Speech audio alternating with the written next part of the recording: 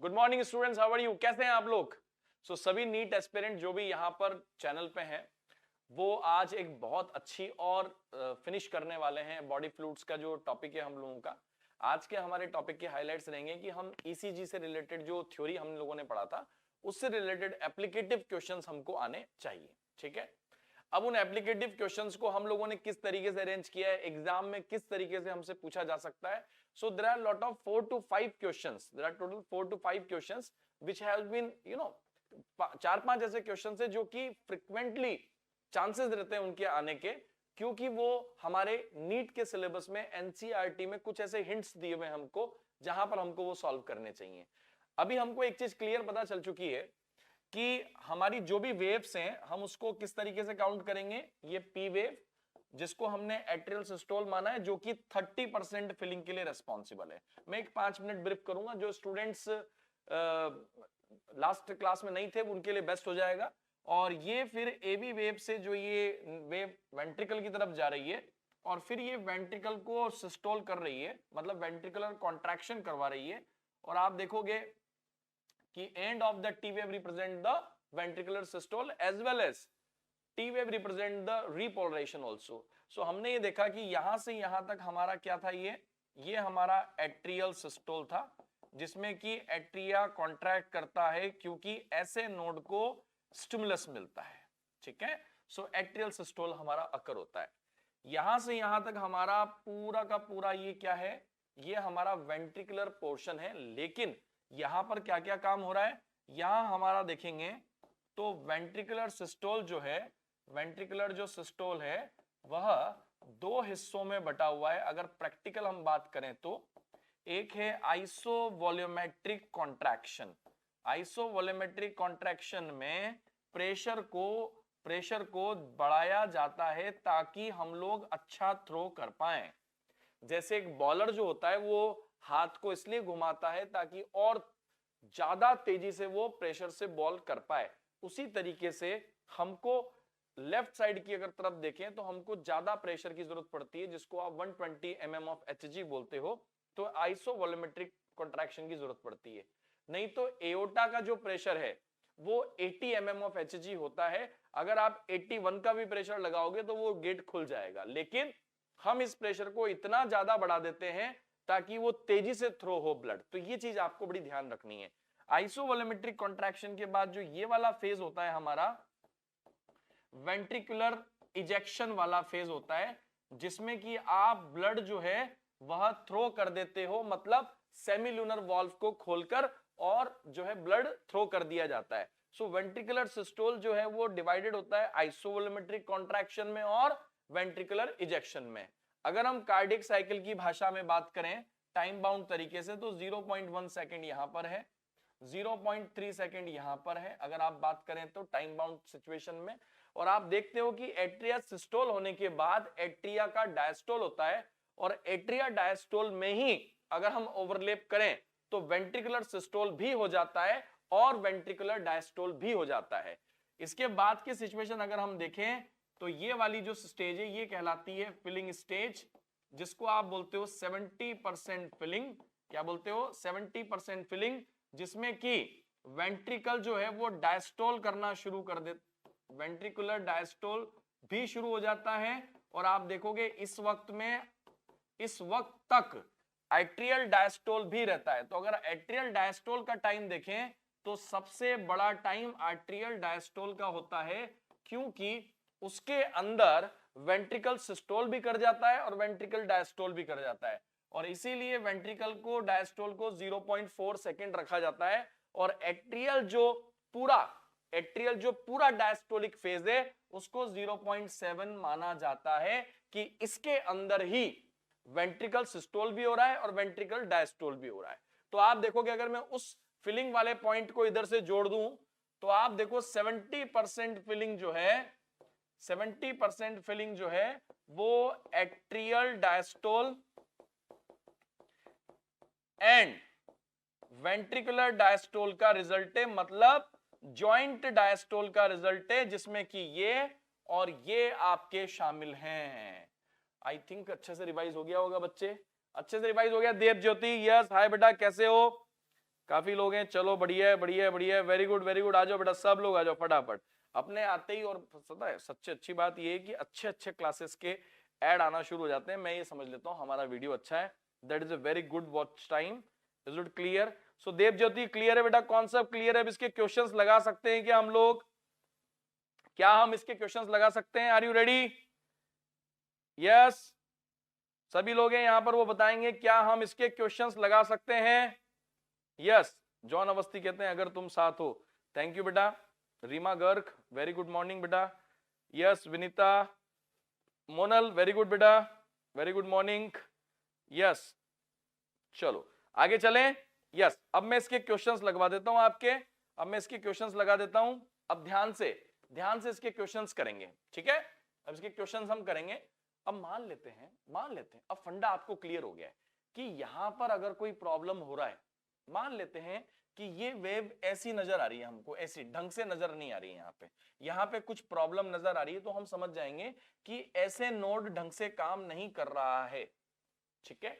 ऐसे नोड क्यों ढंग से काम नहीं कर रहा है? उसको कोई स्क्वीज नहीं कर रहा होगा, तो हो सकता है ये कहीं ना कहीं रिलैक्सेशन वाली प्रॉब्लम हो, या पीछे से जो ब्लड आ रहा है superior vena cava inferior vena cava, वहां की कोई वेल्वुलर प्रॉब्लम हो सकती है।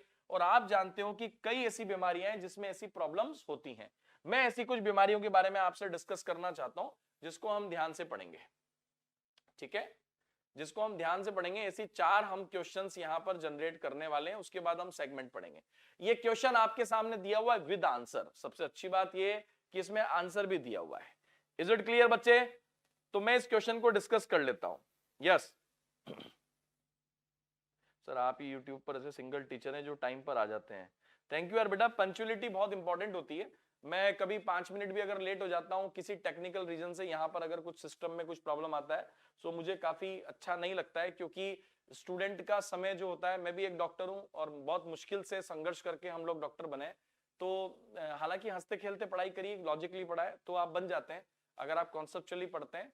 और कभी आपको लगता है ऐसा कि किसी भी चैनल पे जब आप पढ़ाई कर रहे हैं और आपके 5 to 10 मिनट्स फैकल्टी लेट हो गया है या टेक्निकल रीजन से वो स्टार्ट नहीं हो पाया है, तो मेरी एक सजेशन आप मानेंगे तो अच्छा रहेगा, आप अपना कोई भी क्वेश्चन बैंक साथ में रखा करो और क्वेश्चंस लगाना शुरू कर दिया करो। नीट की तैयारी करने का सबसे बढ़िया प्रिंसिपल ये होता है कि हम अगर सेकंड थर्ड फोर्थ क्लास के बच्चे की तरह तैयारी करें कि हमारा शरीर जितना मन लग रहा है हम उतनी पढ़ाई करें, तो हमारे लिए सबसे बेस्ट होता है। अगर हम टाइम बाउंड होंगे तो हम अच्छे से पढ़ाई नहीं कर पाएंगे। प्लस एक और चीज का बात याद रहना बहुत जरूरी है कि मैं आपको इसके लिए पर्टिकुलर, पता है बहुत ज्यादा समय चाहिए मुझे वो चीज समझाने के लिए, और आप जिस दिन वो चीज समझ जाओगे कि कितने क्वेश्चन के लिए कितने वेटेज का हमको पढ़ना चाहिए, तो आप बिलीव नहीं करोगे, अगर आप एक आध टॉपिक छोड़ भी जाओगे ना एग्जाम में, तब भी मैं गारंटी से लिख के दे सकता हूं कि आपका सिलेक्शन हो जाएगा। और ये मैं पहला ऐसा फैकल्टी हूं जो आपको इस चैनल पे या यूट्यूब पे ऐसा बोलने वाला कि अगर आप एक आध टॉपिक छोड़ भी दोगे ना तो भी आपका सिलेक्शन हो जाएगा। आपकी स्ट्रेटेजी बहुत स्मार्ट होनी चाहिए। ऐसी स्ट्रेटेजी का मैं एक लेक्चर लेने वाला हूं थोड़े ही दिनों में, उसके बाद आप देखोगे कि आपकी तैयारी का लेवल और हाइट पकड़ लेगा, ठीक है? तो क्वेश्चन डिस्कस करते हैं भावनाओं में ना बहते हुए। इन रूमेटिक फीवर, पहला कैसे रूमेटिक फीवर का, ठीक है? और आप देखते हो रूमेटिक फीवर पे क्वेश्चंस आते हैं, वॉल्वुलर जो वॉल्व से रिलेटेड बीमारियां उस पे क्वेश्चन आते हैं, आर्टरिया अगर डैमेज हो जाए तो क्वेश्चंस आते हैं। In rheumatic heart disease valve damaged हो जाते हैं। जनरली क्या होता है रूमेटिक हार्ट डिजीज में हमारे जॉइंट्स अफेक्ट होते हैं, ठीक है? हमारे वॉल्व अफेक्ट होते हैं। ये हमेशा याद रखना, ये आपको एमबीबीएस में भी याद रखना है कि रूमेटिक हार्ट डिजीजेस के केस में आपके जॉइंट्स अफेक्ट होते हैं, आपके वॉल्व मेम्ब्रेन वगैरह अफेक्ट होती है, तो यहां पर वॉल्व डैमेज हो जाते हैं। एक और बात, आर्ट्रियोस्क्लेरोटिक हार्ट डिजीज के केस में जो कैल्सिफिकेशन हो जाता है, जो प्लैक फॉर्मेशन हो जाता है, उसके कारण एट्रिया इन्फ्लेम्ड हो रहा है एंड एवी नोड भी इन्फ्लेम्ड हो सकता है। मतलब यहां पर कहानी ऐसी है कि एट्रिया और एवी नोड से रिलेटेड हमको प्रॉब्लम्स नजर आ रही हैं। तो बेसिक पॉइंट हमारा ये है, बेसिक पॉइंट देखते हैं हम यहां पर, बेसिक पॉइंट देखते हैं हम यहां पर, तो हमको पता चलता है कि यहां पर हमने देखा कि एट्रिया और एवी नोड का प्रॉब्लम है, ठीक है? तो हम पहले आंसर नहीं देखेंगे, पहले हम क्वेश्चन को सॉल्व करेंगे। हमारे यहां पर प्रॉब्लम आ रहा है, यहां पर ये जो पी वेव बन रही थी, ठीक है, और जो ये एबी नोड के थ्रू जो ये नीचे जा रहा था करंट, आपको मैंने पूरा मैकेनिज्म समझाया है। यहां पर प्रॉब्लम है, यहां पर प्रॉब्लम है, यहां पर प्रॉब्लम है। और प्रॉब्लम क्या है? रूमेटिक हार्ट डिजीज में वॉल्व अफेक्ट हो गया है, या फिर एट्रियोस्क्लेरोटिक केस में यहां कैल्सिफिकेशन बन गया है।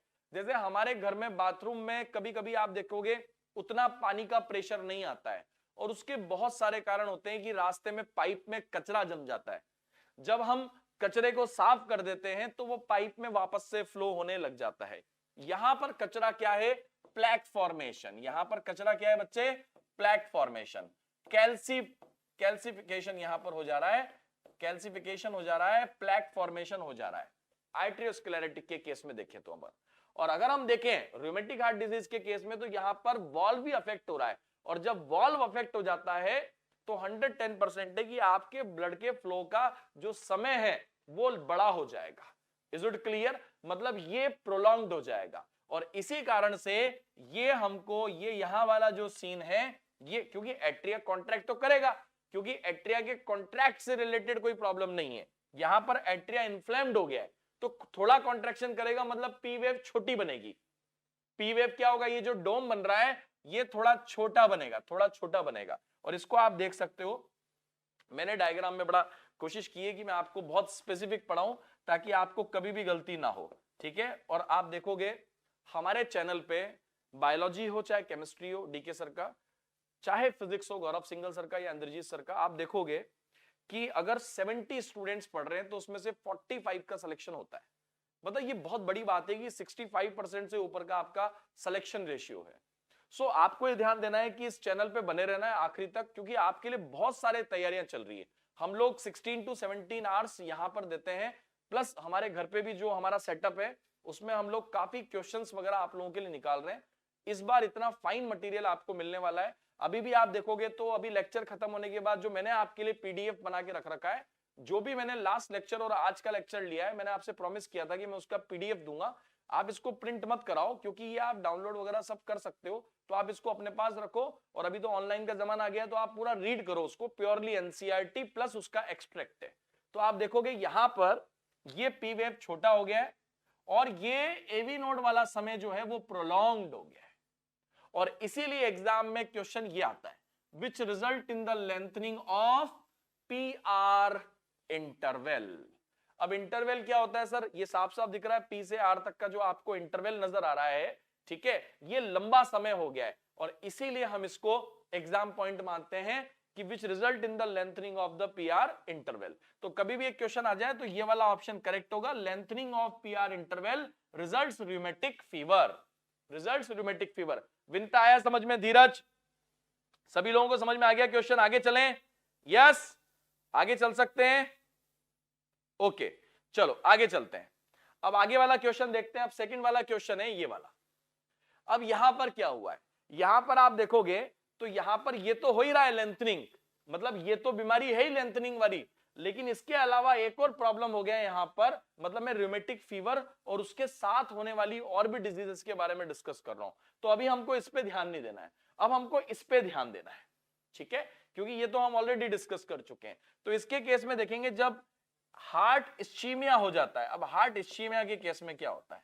यहां पर एक चीज सेम रहेगी कि हार्ट इस्चेमिक डिजीजेस क्या होती हैं कि वहां पर ब्लड सप्लाई बहुत कम आ रही है, और ऐसा नहीं है कि ब्लड सप्लाई किसी एक सेगमेंट को अफेक्ट करती है। अगर आपने कोई मोटर पंप ले रखा है जिसमें से आप 1000 लीटर पानी की सप्लाई फेंकते हैं, या आपकी गाड़ी देख लो, आपकी गाड़ी में अगर आप पेट्रोल उतना नहीं भराते हैं और खत्म होने लगता है तो गाड़ी झटका मारने लगती है, मतलब बीच बीच में एयर आने लगती है। ठीक उसी तरीके से यहां पर जब लेसर ब्लड सप्लाई होती है, इस कंडीशन को हम हार्ट इस्चीमिक बोलते हैं। क्या बोलते हैं हम इसको? Heart ischaemia.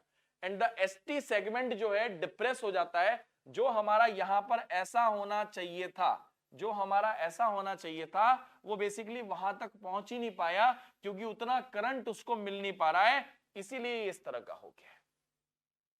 क्योंकि हार्ट मसल ऑक्सीजन नहीं ले पा रहा है। क्यों नहीं ले पा रहा है? क्योंकि उतना ब्लड उसके पास कोरोनरी आर्टरीज के थ्रू नहीं आ पा रहा है। तो इसका मतलब हार्ट को जो सप्लाई करने वाली मेन प्रॉब्लम क्या है यहां पर? हार्ट को सप्लाई करने वाली जो कोरोनरी आर्टरीज हैं, ठीक है, आर्टरीज जो हैं उनमें प्रॉब्लम आया और इस कारण से हार्ट को इनसफिशिएंट या लेसर ऑक्सीजन मिल पा रहा है, तो वो पूरी तरीके से फंक्शन नहीं कर पा रहे हैं, पूरी तरीके से फंक्शन नहीं कर पा रहे, और उनके फंक्शन ना करने के कारण मेनली आपका कॉन्ट्रैक्शन रिलैक्सेशन वो जो है अफेक्ट हो रहा है, उसमें भी वेंट्रिकुलर पोर्शन में ज्यादा अफेक्ट हो रहा है। इसीलिए ये जो एसटी सेगमेंट है, अब कई बच्चे कहते हैं कि सर इस पे क्यूआरएस पे क्यों अफेक्ट नहीं हो रहा है, उसका रीजन है कि वो कॉन्ट्रैक्ट होने के बाद उतनी तेजी से खुल नहीं पा रहा है। Is it clear? मतलब ये जो कॉन्ट्रैक्ट और रिलैक्सेशन का टाइम है ये बाउंडेड हो गया है, और बाउंडेड होने के कारण ये एसटी सेगमेंट जो है ये डिप्रेस नजर आ रहा है, मतलब कि फ्लैट नजर आ रहा है। सो एसटी सेगमेंट जब भी डिप्रेस क्वेश्चन आए आप टिक कर देना heart ischaemia. Is it clear Vinita, Dheeraj, समझ में आ रहा है बेटा? यस कैलाश क्लियर है? हरिओम हो गया क्लियर बेटा? थैंक यू बेटा। नहीं बेटा आप लोगों को सेलेक्ट होना है, आप लोग ग्रेट हो, ठीक है, और मुझे आप पे पूरा विश्वास है। आप तो बहुत छोटे मार्क्स से अटके हुए, 1-2 मार्क्स से अटकने वाले स्टूडेंट भी हैं अपने पास, पर वो अब की बार बन जाएंगे डॉक्टर, ये गारंटी है, ठीक है। चलो आगे चलते हैं। अब ये अगला नेक्स्ट, अब एसटी सेगमेंट के साथ और क्या हो सकता है? नेक्स्ट क्वेश्चन है कि इन एक्यूट, ये क्वेश्चन बहुत इंपॉर्टेंट है ये वाला, क्योंकि ये हमारे एनसीईआरटी में मायोकार्डियल इंफेक्शन डिस्कस भी किया हुआ है। मायोकार्डियल इंफेक्शन के केस में जो एसटी सेगमेंट है ऐसा होना चाहिए था, यहां से यहां ऐसा होना चाहिए था, लेकिन ये इस पोजीशन से उठकर इतना ऊपर हो गया है, और इस पोजीशन को हम बोलते हैं एलिवेटेड, कि सेगमेंट का सेगमेंट ही ऊपर उठ गया है। ऐसा क्या कारण हो गया कि एकदम ऊपर उठ गया है? तो ये होता है मायोकार्डियल इंफाक्शन के केस में। जो मायोकार्डियल इंफाक्ट हो जाता है उस केस में एसटी सेगमेंट आपका कैसा हो जाता है? एलिवेटेड हो जाता है, और एलिवेशन होने से ये इस तरीके का रिप्रेजेंटेशन देता है कि जो इसकी ओरिजिनल पोजीशन है, मान लो ये ओरिजिनल पोजीशन है, तो ये यहां से इस पॉइंट से यहां तक उठ जाता है। तो ये आपको ध्यान रखना है, ये होता है मायोकार्डियल इंफाक्शन के केस में। 4 ही क्वेश्चन मैं आपको कराऊंगा इसके लगभग, और आपको ये एग्जाम में आ सकता है, इसीलिए मैं इस क्वेश्चन को करा रहा हूं, ठीक है।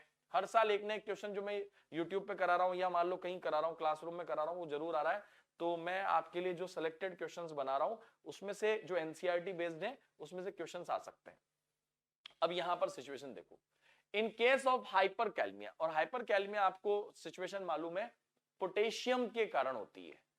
पोटेशियम का तो हमारे कैल्शियम, पोटेशियम, इनके बहुत बड़े बड़े इंपॉर्टेंट क्वेश्चन है। एक क्वेश्चन जरूर आता है आपका, किसी भी आयन या मिनरल पे क्वेश्चन आए आपका जरूर आता है। सो पोटेशियम मतलब हाइपरकैलेमिया, जो हाइपरकैलमिया है ये इंक्रीज हो गया है। अब पोटेशियम ज्यादा आने से क्या होगा? ये वेव में भी फास्टिंग हो जाएगी, मतलब फास्ट हो जाएगा, और टी वेव बहुत लंबी दिखाई देगी और सिलेंडर दिखाई देगी। तो जो टी वेव आप देख रहे होंगे, जो टी वेव इस तरह की बननी थी, अब यहां पर ऐसी बन रही है, मतलब something taller. Is it clear? So T wave taller नजर आती है और हाइपरकैलमिया कंडीशन होती है। तो ये चारों कंडीशन मैंने डिस्कस कर ली है, Devjyoti, Hariom, Monal. Is it clear?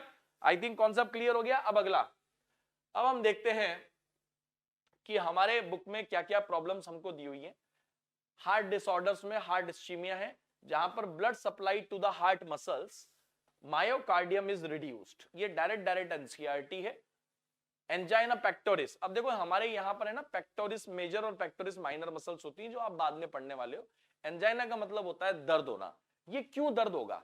मान लेते हैं मेरे को अभी दर्द नहीं हो रहा है, मैं भी आपको पढ़ा रहा हूं, मुझे कोई दर्द नहीं हो रहा है, लेकिन मान लेता हूं मैं भागता हूं थोड़ा तेज, तो मुझे थोड़ी देर में दर्द होने लग जाएगा। मान लेता हूं कि मैं थोड़ी देर तेज भागता हूं तो मुझे दर्द होने लगता है सीने में। इसका क्या मतलब है? इसका मतलब यह है कि मेरे हार्ट की उतनी कैपेसिटी नहीं है, जितना उसको ऑक्सीजन मिलना चाहिए उतना नहीं मिल पा रहा है, तो इसका मतलब कहीं ना कहीं प्रॉब्लम है। तो ये सिचुएशन जरूर याद रखा करो कि सीने में दर्द कब हो रहा है। और ये हमारे दिया भी है कि blood supply to the muscles is reduced.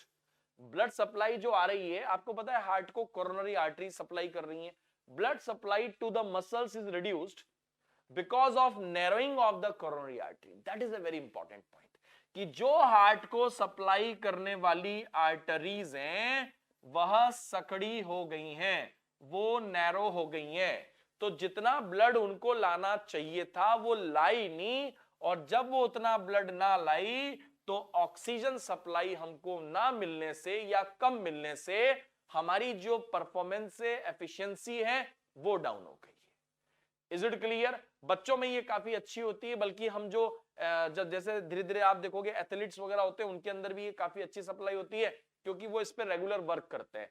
जो लोग रनिंग नहीं करते हैं, वॉकिंग नहीं करते हैं, उनके साथ ये ट्रबल आती है कि धीरे धीरे करके, और जब मान लो थोड़ा बहुत कोलेस्ट्रॉल है या मान लो कि किसी भी कारण से कैल्सिफिकेशन हो गया, तो ये नैरोइंग के बहुत सारे कारण हो सकते हैं। ठीक है, तो ये कोरोनरी आर्टरी का प्रॉब्लम है। नेक्स्ट प्रॉब्लम है, in such a case there is no problem in the routine work. That is very very important point. Routine work में कोई प्रॉब्लम नहीं है, आप आराम से उठे, आराम से चले, कुछ काम किया, कोई प्रॉब्लम नहीं, क्योंकि हार्ट को इतना काम करने की आदत है।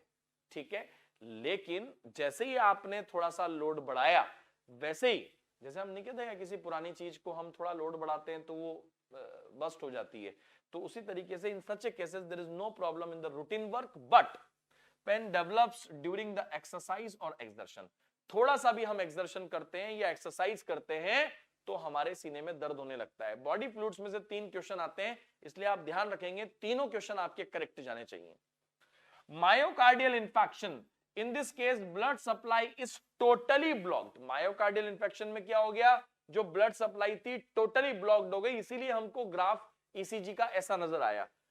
And the part of heart tissue become dead, और जो पर्टिकुलर हार्ट का एक टिश्यू है, मान लो कोई सा भी, और वो डेड हो गया है, तो मायोकार्डियल इंफेक्शन बोला जाता है। तो यहां पे आपको ये चीज पता चल गई होगी कि what is the difference between myocardial infection and heart ischaemia. I think swimming pool जैसा कॉन्सेप्ट है कि कोई अगर आपसे पूछता है कि what is the difference between heart ischaemia and myocardial infection, तो आप बहुत आसानी से इसका आंसर दे सकते हो। जो एग्जाम में इस तरीके का क्वेश्चन आता है, इस तरीके का क्वेश्चन आता है, दोनों आपके क्वेश्चन मैंने क्लासरूम में करवा दिए हैं। नेक्स्ट, द डेथ रिजल्ट में, अच्छा डेथ क्यों होती है, क्योंकि मायोकार्डियल इंफेक्शन में जब ब्लॉक ही हो गया है, जब मान लो कोई डेड हो गया है टिश्यू, तो फाइब्रिलेशन अकर हो जाता है। अब किसी बच्चे ने पूछा कि सर फाइब्रिलेशन क्या होता है, फाइब्रिलेशन क्या होता है, तो फाइब्रिलेशन का मैंने अलग से एक पॉइंट बनाया है कि a rapid irregular abnormal, a rapid irregular abnormal asynchronous and ineffective contraction of cardiac muscle. ये फाइब्रिलेशन की रियल डेफिनेशन होती है कि रैपिड इररेगुलर एबनॉर्मल एसिंक्रोनस, जिसका कोई संबंध नहीं है। जैसे ऑर्केस्ट्रा में मैं अपनी बांसुरी अलग ही बजा रहा हूं, ऑर्केस्ट्रा वाले कह रहे हैं कि अरे शर्मा सर डिस्टर्ब मत करो, बीच बीच में बांसुरी बजा के मत बजाओ, हमें हमारा ऑर्केस्ट्रा बजाने दो, पर मैं फिर भी बांसुरी बजा रहा हूं, उनका गाना बिगाड़ रहा हूं। तो ये असिंक्रोनस सिचुएशन हो रही है एंड इनइफेक्टिव कॉन्ट्रैक्शन। उतना कॉन्ट्रैक्शन करना ही नहीं, इतना करना था लेकिन ये इतना कर रही है, तेज कर रही है, इतना कर रही है, तेज कर रही है, पर पूरा नहीं हो पा रहा है। इसको बोलते हैं ineffective contraction of cardiac muscle, and that is known as fibrillation, that is known as fibrillation. I think बेटा आज का लेक्चर में मजा आ रहा होगा आपको, सारे क्वेश्चंस हमारे अच्छे डिस्कस हो रहे हैं। क्लियर है? धीरज हरिओम आ रहा है समझ में सभी को? यस राजन, बहुत बढ़िया। अभी देखो डेली पार्टी होने वाली हमारी ऐसे अच्छे अच्छे टॉपिक्स। क्लियर?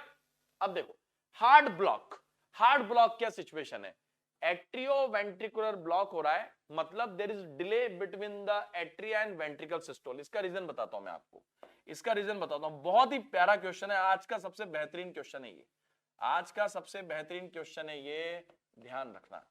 सर कैसे? ये देखो ये आपका पी वेव है, अब पी वेव के बाद जो ये एवी वेव में करंट जाना है, मान लो ये जो पी आर इंटरवल है, ये जो पी आर इंटरवल है, ये जो पी आर इंटरवल है, अगर आप देखोगे ये पी आर इंटरवल अगर 0.2 सेकंड से ज्यादा हो जाए, क्योंकि आपको पता है कि पी वेव होता है 0.1 सेकंड, और इसके बाद वाले इवेंट है 0.7 second including the atrial diastole. मतलब ये एट्रियल सिस्टोल हमने पहले ही बता दिया 0.1 सेकंड है, और उसके बाद पूरा का पूरा जो इवेंट है 0.7 का है, जिसमें 0.3 आ रहा है वेंट्रिकल सिस्टोल के पास, और 0.4 आ रहा है वेंट्रिकुलर डायस्टोल के पास, और ये पूरा इवेंट एट्रियल डायस्टोल कहलाता है, जिसके अंदर अगर आप देखोगे तो वेंट्रिकल सिस्टोल भी करता है और वेंट्रिकल डायस्टोल भी करता है। मतलब बहुत महत्वपूर्ण काम होते हैं। क्या क्या काम होते हैं? पूरे शरीर को ब्लड सप्लाई होती है, प्लस लंग्स के पास डीऑक्सीजनेटेड ब्लड जाता है। अरे भाई, सिस्टमिक एओर्टा के थ्रू पूरे शरीर में ऑक्सीजनेटेड ब्लड जाता है और लंग्स के पास डीऑक्सीजनेटेड ब्लड जाता है।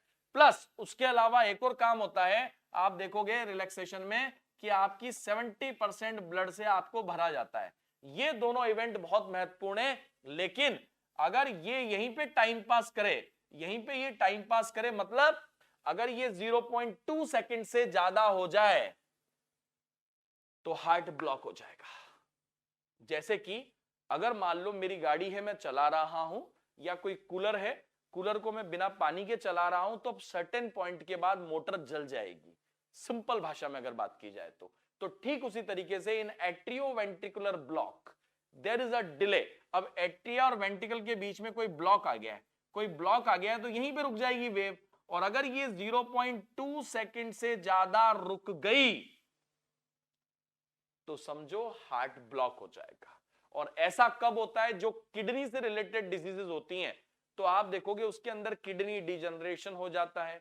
डायबिटीज के केस में देखोगे एडवांस स्टेज में जब मल्टीपल डिसऑर्डर्स पैदा हो जाते हैं आपके अंदर, तो जब या फिर आपके पास ब्लड का उतना वॉल्यूम नहीं है, तो 100% एक आपकी एक ऐसी सिचुएशन आती है जब हार्ट ब्लॉक हो जाता है, and that is known as a heart block. ये भी मैंने क्लियर कर दिया है, ठीक है? आगे चलेंगे। In such a case AV node is either not stimulated. भाई ऐसे नोड का काम है एवी नोड को करंट देना, एवी नोड का काम है बंडल ऑफ इसको देना, बंडल ऑफ इसको काम है राइट और लेफ्ट ब्रांच में देना और पुरकिंजे फाइबर्स को देना। अब सवाल ये आता है कि एवी नोड ही ब्लॉक हो गया तो 110% ये स्टिमुलेशन आगे नहीं जा पा रहा है, क्योंकि एवी नोड स्टिमुलेटेड नहीं हुआ है, और अकेला ऐसे नोड ये काम नहीं कर सकता, कंप्लीट हार्ट को सप्लाई नहीं दे सकता until and unless अगर एवी नोड नहीं है तो कभी अगर क्वेश्चन आ जाए एग्जाम में कैसे आता है क्वेश्चन, मैं आपको बताता हूं। एग्जाम में ये क्वेश्चन आता है कुछ इस तरीके से कि in the case AV node को अगर हम रिमूव कर दें, और आपको पता है नीट में इस तरह के क्वेश्चन पूछे जाते हैं कि अगर हम एवी नोड को हटा दें तो क्या होगा, तो आपका आंसर बिल्कुल क्लियर होना चाहिए कि यह स्टिमुलेट ही नहीं होगा तो हार्ट ब्लॉक हो जाएगा और पीआर इंटरवल बढ़ जाएगा। Is it clear? Dheeraj, Reema, सभी लोगों को कॉन्सेप्ट क्लियर है बाबू? यस, मजा आ रहा है प्रतीक? मजा आएगा बेटा, बहुत मजा आएगा। हम बहुत ही शानदार कॉन्सेप्ट के साथ पढ़ना चाहते हैं। 110% हमारी चीजें क्लियर होनी चाहिए। आप डॉक्टर बनने वाले हो, आपका बेसिक भी डॉक्टर की तरह ही होना चाहिए, और फ्रेम में पढ़ना बहुत जरूरी होता है। हमारा बॉडी फ्लूइड्स में मैंने आपको 3 लेक्चर के लिए बोला है, आप नोट्स से उतना पढ़ सकते हैं। ब्लड को पूरा एक सिस्टम माने, ब्लड को पूरा अच्छे से पढ़ें, क्योंकि अधिकतर क्वेश्चन ब्लड में से गलत जाते हैं। हार्ट को अलग से पढ़ें और ब्लड वेसल को अलग से पढ़ें। अभी भी आपके पास इतना टाइम है, क्योंकि आपका एग्जाम थोड़ा डिले हो सकता है इस बार भी, तो 3 दिन कम से कम आपको देने चाहिए बॉडी फ्लूइड्स के लिए। 1-1 घंटा डेली दो, क्योंकि अगर आप एक साथ पढ़ते हो तो पूरा फोकस नहीं कर पाते हो हर उस चीज पे, क्योंकि बीच बीच में सेंटेंस एनसीईआरटी में दिए जो हमको ध्यान से पढ़ने होते हैं।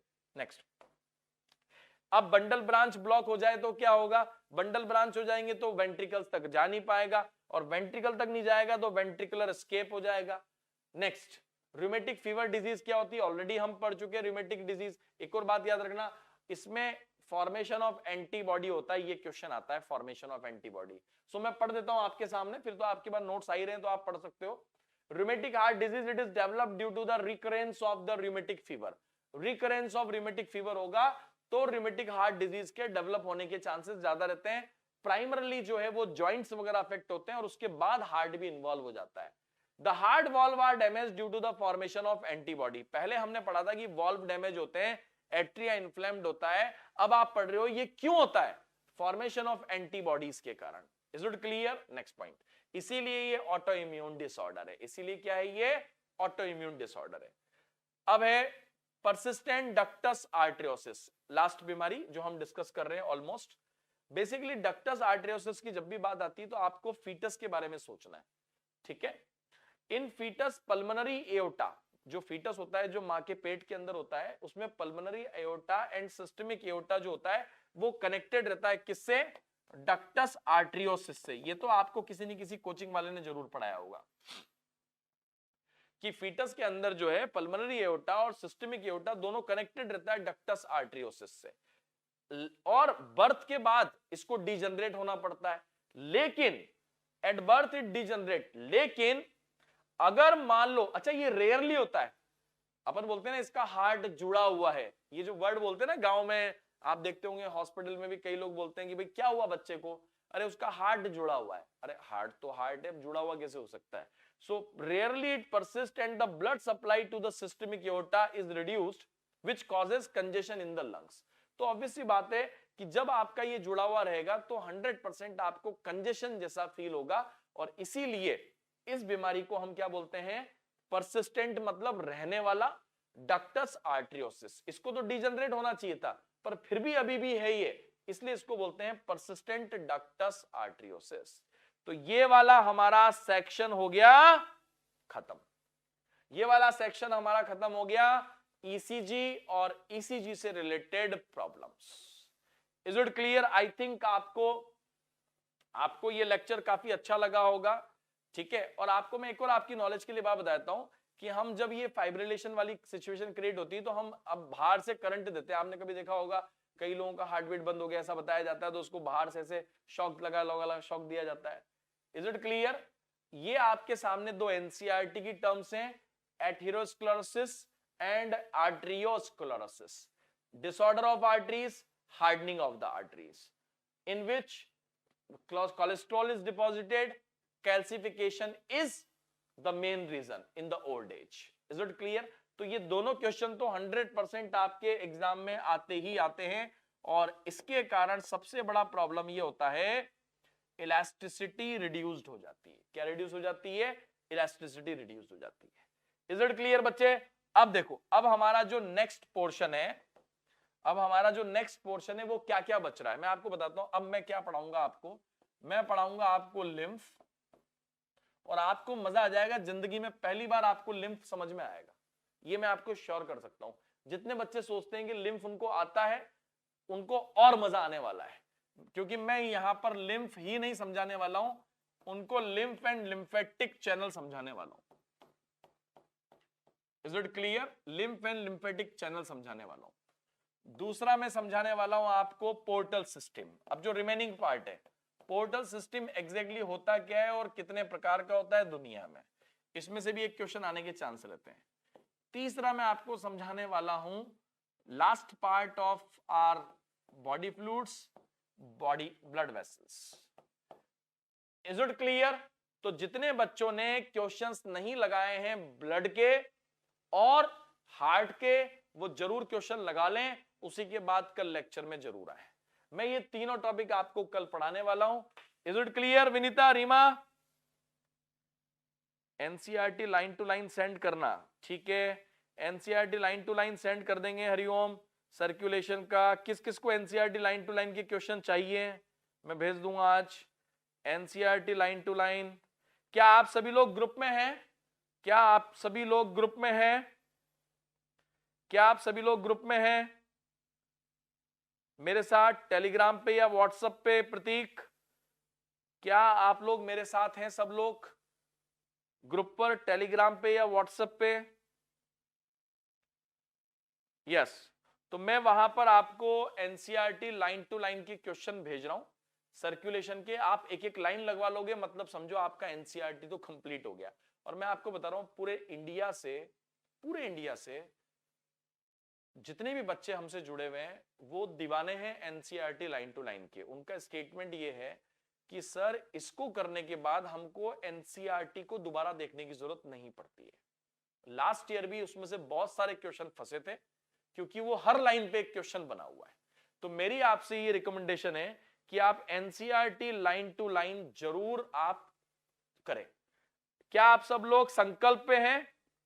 विनीता, संकल्प वाले टेलीग्राम पे हैं आप लोग सब लोग? ठीक है, मैं आज डलवा देता हूं, मैं आज आपको क्वेश्चन डलवा देता हूं सारे। सो बेटा थैंक्स अ लॉट। और कुछ अगर आपकी क्वेरीज हैं तो आप कमेंट बॉक्स में जरूर लिखा करो। लेक्चर कैसा लगा ये जरूर लिखा हो करो। अगर वो नहीं लिखते हो आप, कोई दिक्कत वाली बात नहीं है। लाइक नहीं करते हो, कोई दिक्कत वाली बात नहीं है। पर अगर आपकी कोई पर्सनल प्रॉब्लम है आपको टेलीग्राम लिंक नहीं मिल रहा है, आपको व्हाट्सएप का नंबर नहीं मिल रहा है, कोई भी चीज आपकी जो प्रॉब्लम है आप कमेंट बॉक्स में जरूर लिखा करो, क्योंकि मैं सारे कमेंट्स पढ़ता हूं बहुत तसल्ली से, ठीक है। और हो सकता है मैं उसका रिप्लाई भी करूं। तो आप अपने जहां पर भी आपने चैनल बना रखा है आपका खुद का, यूट्यूब पे तो आपको पता है आपका खुद का भी आपको मेल चैनल बनाना पड़ता है, तो वहां पर आप वो अपना रिप्लाई चेक कर सकते हैं, जो कि मैंने आपको लिखा है, आपका जो भी चैट बॉक्स में जाता होगा, इनबॉक्स वगैरह जो भी है, तो आपको मैं रिप्लाई करता हूं, इसीलिए आप कमेंट को जरूर पढ़ें, ठीक है। So thanks a lot. I think आज का लेक्चर बहुत ही बढ़िया लगा होगा, पूरा एप्लीकेशन बेस्ड था। कल हम लोग लिम्फ, पोर्टल और ब्लड वेसल्स पढ़ेंगे, वही 1 बजे। सब लोग टाइम से आ जाएं, मैं कल भी टाइम से आ जाऊंगा 1 o'clock पे। So thank you guys, thank you.